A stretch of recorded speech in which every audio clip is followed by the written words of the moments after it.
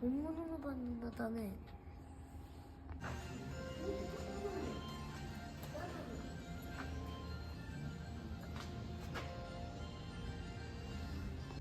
হেই viewers, চিনামিনি নিপ্পনের নতুন আরেকটি ব্লগে আপনাদেরকে জানাচ্ছি অনেক অনেক প্রীতি আর শুভেচ্ছা।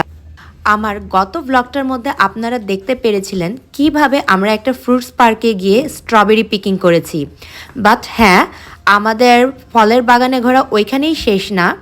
এরপর সেই বাগানের ভেতরে আমরা আরেকটি অংশে চলে গিয়েছিলাম, যেখানে ছিল গ্রিন হাউস প্রক্রিয়ার মাধ্যমে উৎপাদিত কলা আর পেঁপে। হ্যাঁ, শুনতে একটু অবাক লাগলেও এইটাই সত্যি। আমাদের দেশে যেমন কলা আর পেঁপে অনেকটাই অ্যাভেলেবল, বাট জাপানে কলা আর পেঁপে সেরকমভাবে অ্যাভেলেবল না।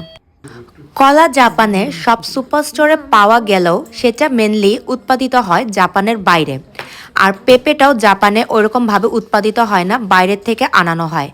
তাই যদি জাপানে কেউ এরকম কলা গাছ বা পেঁপে গাছ দেখে, তার জন্য একটু অবাক্যর বিষয় একটা হয়ে যায়। তাই বাচ্চাকে যখন জাপানের কোনো প্রান্তে নিজস্ব দেশীয় এই কলা, আপেল, পেঁপে গাছ দেখানো যায়, নিজের কাছেই খুব ভালো লাগে। আমার পরবর্তী ব্লগ দেখার আমন্ত্রণ রইল, আরও আকর্ষণ রয়েছে।